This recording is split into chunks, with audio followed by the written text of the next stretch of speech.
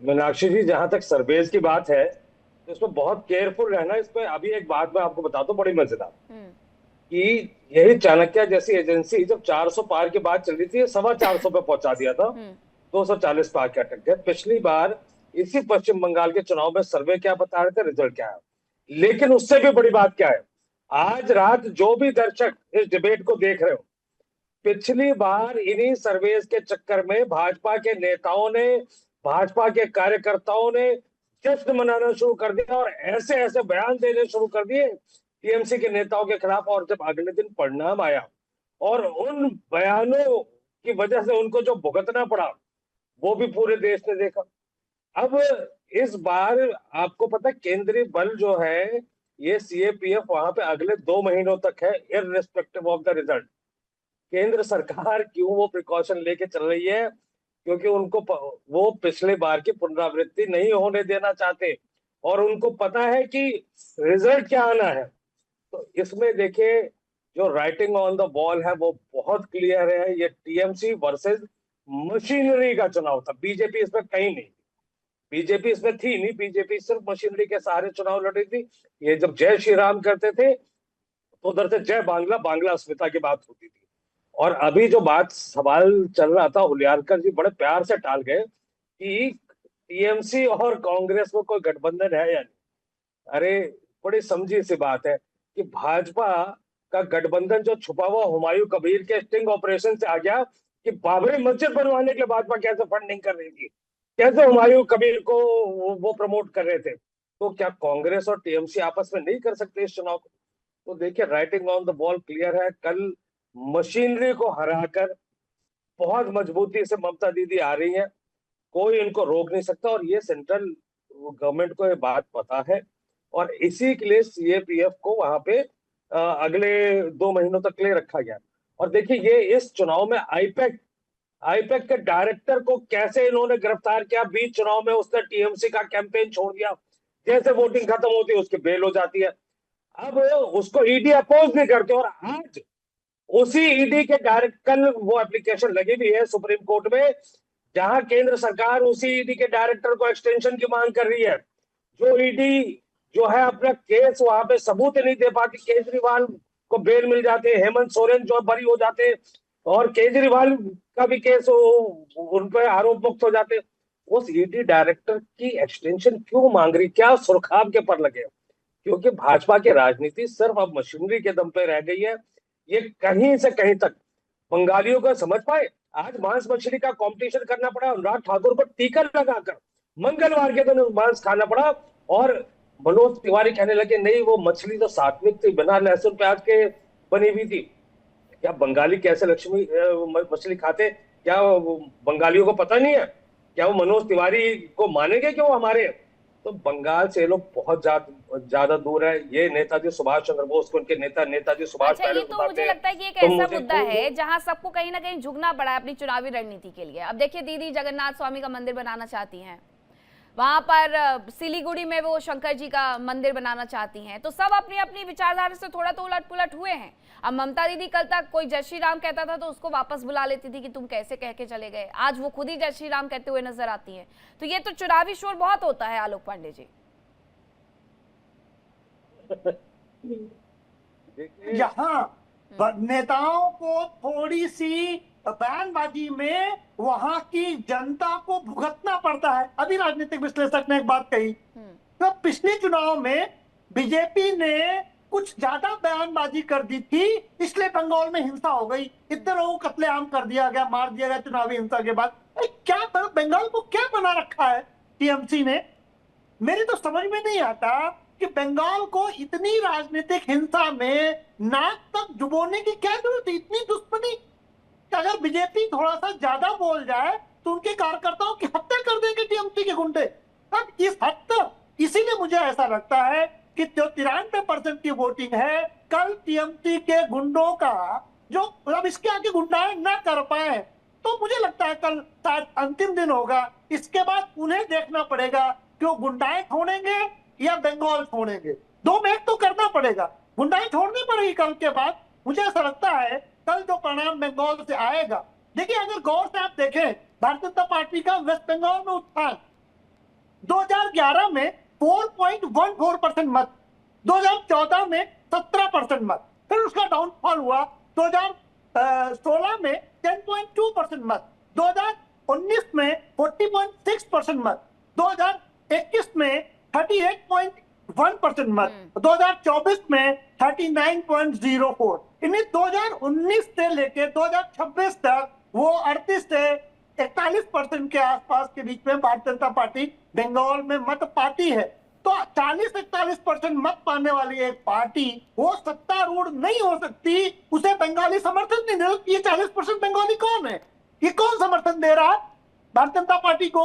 जो पार्टी 3 सीटों को जीत करके आए और 77 तक पहुंच जाए, वो सत्ता में नहीं आ सकती। क्यों? क्योंकि बंगाली समर्थन नहीं दे रहा। तो कोई तो तर्क होना चाहिए। इस तर्क से तो ममता बनर्जी 2011 में कभी जीतती ही नहीं, क्योंकि उसके पहले तो उनको कोई समर्थन था नहीं। कितनी सीटें जीती 2011 के पहले? कितना बड़ा ममता बनर्जी ने गेम किया था।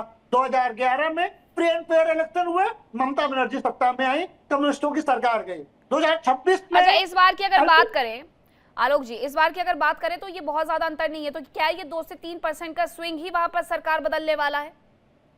देखिए, जब भी 4 से 5% का स्विंग आया है बंगाल में, 2, 3, 4 में तो 3 में सत्ता परिवर्तन नहीं हुआ, लेकिन 4 और 5% या उससे ज्यादा स्विंग आता है तो सरकार बदलती है। ऐसा इतिहास बंगाल का रहा है। तो अगर आप सोचो 80-84% मत से सीधे 93% मत चला जाए और सत्ता में परिवर्तन न हो, 65 तो 6500 कंपनीज बंगाल छोड़ के जा चुकी है टीएमसी के शासनकाल में। तो क्या 6500 कंपनी को जो बंगाल छोड़ के चली गई, 93% लोग ऐसी सरकार को बैठा लेंगे? इंडियन अलायंस में रहने वाली पार्टी कांग्रेस और टीएमसी जो बीजेपी को हराने के लिए चुनाव में एक साथ नहीं आ सके, देखिए आप इनकी स्ट्रेटजी के चुनाव में एक साथ आते नहीं है। वेस्ट बंगाल के चुनाव में कांग्रेस भी बीजेपी को हराना चाहती है, टीएमसी भी बीजेपी को हराना चाहती है, दोनों सत्ता में नहीं, एक साथ चुनाव नहीं लड़ रहे। तो इतनी अच्छी यूनिटी के साथ जब ये बंगाल चुनाव लड़ेंगे तो उसके बाद तो फिर आप उनकी विजय पराजय की परिकल्पना हम लोग कर ही सकते हैं। और हमें तो ये समझ में नहीं आता कि कांग्रेस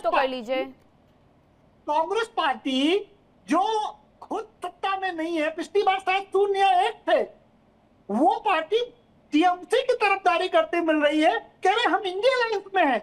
आप इंडिया अलायंस में तो चुनाव साथ लड़ते। मैंने ऐसा गठबंधन भारत के इतिहास में कभी नहीं देखा कि राज्य में कभी एक साथ चुनाव लड़ते ही नहीं। लोकसभा की मीटिंग के बाद कभी इन लोगों ने इंडिया अलायंस की मीटिंग नहीं की, एक साथ मीटिंग तक आप शिवानंद जी अनम्यूट करिए। शिवानंद जी आपका बात का जवाब देना चाह रहे हैं आलोक जी, लेकिन अनम्यूट नहीं कर पा रहे हैं। अनम्यूट करिए प्लीज। अरे कैसे अनम्यूट करेंगे? बंगाल की जनता ने इनका मुंह बंद कर दिया है। ये मोबाइल पे फोन कैसे अनम्यूट करेंगे? जनता बंद करके बैठी कांग्रेस। मुझे लग रहा है कि उन्हें मेरी आवाज भी नहीं मिल रही है। मैं शिवानंद जी आपका रिएक्शन ले लूंगी जब आप अनम्यूट कर लेंगे। मैं 2 से 3 बार कह चुकी हूं, अनम्यूट कर लीजिए, उसके बाद आप जवाब दे लीजिएगा। जरा ये बताइएगा कि इस बार एंटी इनकम्बेंसी क्या हावी रही है वहां पर, लोगों पर ये हावी रही है तपोज जी, इस वजह से वो बदलाव चाहते हैं? एक तो एंटी इनकम्बेंसी सबसे बड़ा फैक्टर है, दूसरा है ममता बनर्जी का जो कुशासन था, भय की राजनीति थी, महिला सुरक्षा नंबर 1 पे था वहाँ पे। और सबसे बड़ी चीज है कि इस समय जैसे प्रधानमंत्री जी ने अभी भाषण दिया था पश्चिम बंगाल में कि ज्यादातर युवा यहाँ से चले गए हैं बाहर नौकरी करने के लिए, तो उनके माँ बाप यहाँ पे हैं, तो वो एक सीनियर सिटीजन जहाँ भी रहते हैं तो उनके लिए एक हॉस्पिटल और उसकी व्यवस्था होना बहुत आवश्यक होता है। अच्छे हॉस्पिटल्स नहीं है। मैं बेंगलोर में रहता हूं और यहाँ पे जितने बड़े हॉस्पिटल्स हैं वहाँ पे एक बंगाली यूनिट बना दिया गया, वहाँ बंगला में लिखा रहता है। इतने लोग आते हैं वहाँ से यहाँ अपने ट्रीटमेंट कराने के लिए कि कम से कम हमारे खेत बिक जाए, ठीक है, कम से कम हमारा व्यक्ति तो बच जाएगा। लेकिन वेस्ट बंगाल की दिक्कत यह है कि वहाँ पे खेत भी बिकेगा, व्यक्ति भी चला जाएगा। ये दिक्कत है वहाँ पे। कोई भी मूलभूत सुविधाएं जो है वो नहीं है। और अभी बाबरी मस्जिद की बात कर रहे थे तो मैं एक चीज बता दूं, देखिए टीएमसी के उम्मीदवार है जालंगीर से टीएमसी के उम्मीदवार है बाबर। फाल्ता में जहां पे अभी री इलेक्शन होंगे 21 को, वो उनके जो है उम्मीदवार के नाम है जहांगीर। और संदेश खाली में आपने देखा है जिसको सीबीआई पकड़ ले गई है, टीएमसी के उम्मीदवार हैं वो शाहजहां शेख है। और मुर्शिदाबाद में ये अभी तक टीएमसी में थे, अभी निकल के आए हैं और नया पार्टी बनाया, वो बाबरी मस्जिद बनाया, उनका नाम है हुमायूं। तो बाबर, हुमायूं, जहांगीर और शाहजहां ये सब के सब आपको टीएमसी में मिल जाएंगे। तो भाई बाबरी मस्जिद कौन बना रहा है और बाबर के खानदान को कौन लेके चल रहा है यहाँ पे, वो तो साफ जाहिर है। एसआईआर में नाम काटा गया है, उस पर बात हो रही थी। तो एसआईआर पे जो नाम काटा गया है उसमें दिक्कत इस बात की है कि जिस समय इलेक्शन कमीशन ऑफ इंडिया काम कर रही थी उस समय अनर्गल बयानबाजी की गई ममता बनर्जी की तरफ से और उसको डिले किया गया। बाद में इस पूरे प्रोसेस को डिरेल करने की पूरी कोशिश की गई, यहां तक कि सुप्रीम कोर्ट ऑफ इंडिया चली गई ममता बनर्जी ये कहने के लिए कि एसआईआर को बंद कर दिया जाए। उन्होंने ये नहीं कहा कि उसके प्रोसेस को ठीक किया जाए, उन्होंने कहा एसआईआर को बंद कर दिया जाए। और अभी 2 दिन पहले जो कल परसों जो सुप्रीम कोर्ट ने इनको फटकार लगाई है वो तो बहुत शर्मनाक है। इन्होंने साफ साफ ये कहा कि सेंट्रल के जो एम्प्लॉय हैं वो वहां पे काउंटिंग में ना रहे। तो इससे बड़ा दुर्भाग्य क्या हो सकता है, आप ये बता दीजिए। तो सुप्रीम कोर्ट ने एक बार नहीं दो बार उनको जो है फटकार लगाई है, जो कि इस पूरे प्रोसेस को डिरेल करने की कोशिश कर रहे थे। 2 दिन पहले आपने देखा है कि किस तरीके से स्ट्रांग रूम के बाहर वो धरना प्रदर्शन कर रही थी, एक मॉक ड्रिल टाइप का मतलब ड्रामा करने की कोशिश कर रही थी। इतने दिनों से वो चुनाव लड़ रही हैं, पहले बैलेट बॉक्स में लड़ती थी और उनके सामने इवॉल्व हुआ, ये सारी चीजें विकसित हुई है, उसके बाद भी वो इस तरीके की नौटंकी कर रही हैं। ये बहुत दुर्भाग्यपूर्ण है। बैलेट का सेग्रीगेशन चल रहा था, दूसरे विधानसभा में ये सेग्रीगेशन को देना था। 4 बजे का मेल 24 घंटे पहले दिया है, शशि पांजा ने ये बोला हुआ जो उनके कैंडिडेट है कोलकाता से, और फिर भी आके वहां पे वो नौटंकी करते हैं। ये बहुत दुर्भाग्यपूर्ण है। कांग्रेस के जो प्रवक्ता यहाँ पे बोल रहे थे, मैं उसका जवाब दे दूं। वो बिल्कुल से राहुल गांधी ने जो कहा है उसके अपोजिशन में बोल रहे हैं। राहुल गांधी ने वेस्ट बंगाल में जो बयान दिया है वो ममता बनर्जी के विरोध में दिया। उन्होंने कहा कि ममता बनर्जी करप्ट है और उनको उखाड़ फेंक देना चाहिए।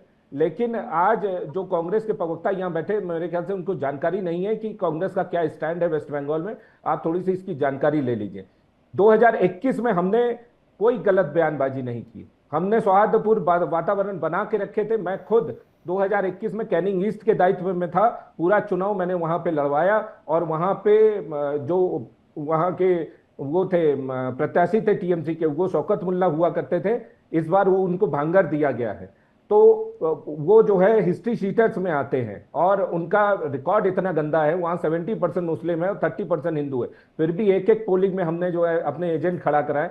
जिस तरीके से हिंदुओं को दबा के वहां रखा जाता था, और जब पोलिंग करने के लिए हिंदू महिलाओं को देखा जाता था कि हाथ में जो है चूड़ियां, ये उसी से समझ में आ जाता था, तो ये सुतली वाले बम फेंकते थे और उसमें आवाज और धुआं होता था, उससे वो बिखरते थे। कुछ देर के बाद जो है आगे जाके फिर उनके ये बाइक वाहनी है उनकी, ये इस तरीके से काम करते थे। तो ये बहुत दुखद है कि हमने बयानबाजी की, हमने कोई बयानबाजी नहीं की। हम इतने राज्यों में सरकार चला रहे, कहीं पर भी कोई इस तरीके की दुर्व्यवहार या दुर्घटनाएं नहीं मिलेंगी आपको। ये हमारे जो ऊपर आप आरोप लगाने की कोशिश कर रहे हैं वो मैं सिरे से खारिज करता हूं। और अभी बांग्लादेश के जो मेंबर ऑफ पार्लियामेंट है उन्होंने वहां पे क्या कहा कि वहां सरकार बदल रही है, एग्जिट पोल में आ रहा है। इसका मतलब ये है कि वहां से इलीगल माइग्रेंट्स को इधर ढकेला जाएगा। अच्छा, तो उन्हें काफी डर है इस बात का, इन्हें काफी डर है। और बांग्लादेश के इसका मतलब बांग्लादेश फ्रेंडली गवर्नमेंट कौन हुआ? टीएमसी हुआ ना, तो उसका मतलब उनको बीजेपी से डर लग रहा है। तो आज ये जग जाहिर है जिस तरीके की चीजें सामने आई हैं,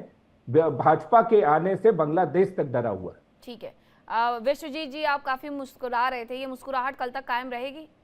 उसके बाद शिवानंद जी आपसे सवाल लेती हूँ।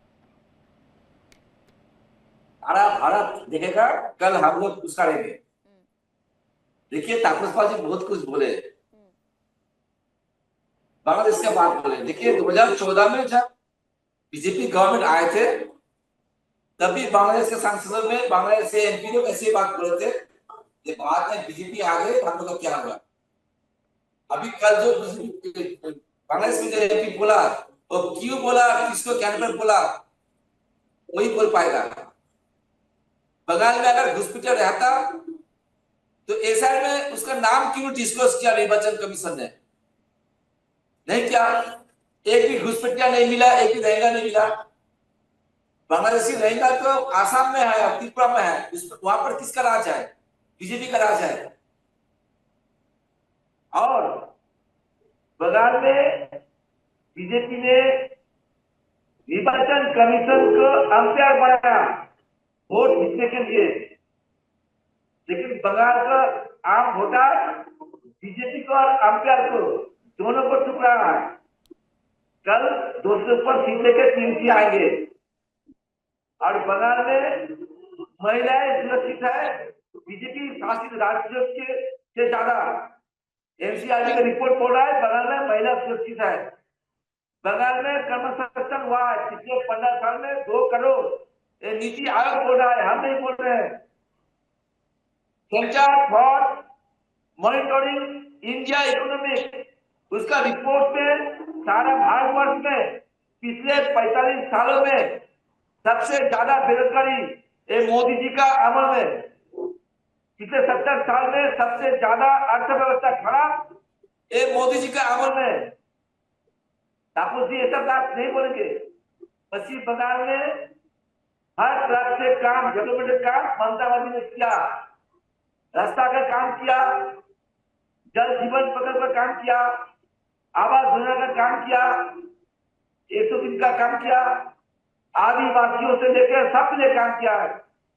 आप लोग बोल रहे कि हम लोग मतुआ भाई बहन को सिटीजनशिप देंगे, लेकिन बंगाल में एसआईआर में सबसे ज्यादा नाम काटा है और हम लोग का मतुआ भाई बहन का, हम लोग का आदिवासी भाई बहन का, हम लोग का राजवंशी भाई बहन का, सारे हिंदू भाई बहन के नाम काटा गया। कितनी ज्यादा आपत्तियां वहां पर दर्ज करवाई गई हैं। और अगर हिंदुओं का वोट कटा है तो आपको पता होगा कि 2021 में किससे मिला था हिंदुओं का वो वोट। आपत्तियां कितनी आई नाम कटवाने पे? सिर्फ एक सवाल पूछता हूँ कि ममता बनर्जी नहीं विश्वजीत दा, ममता बनर्जी खुद पार्लियामेंट में उस समय वो अपोजिशन की लीडर हुआ करती थी। ममता बनर्जी खुद पार्लियामेंट में इतनी मोटी फाइल लेके स्पीकर के सीट पे दे मारी थी और कही थी कि ये घुसपैठियों की लिस्ट है जो कि बांग्लादेश से आते हैं और यहाँ वोट करते हैं।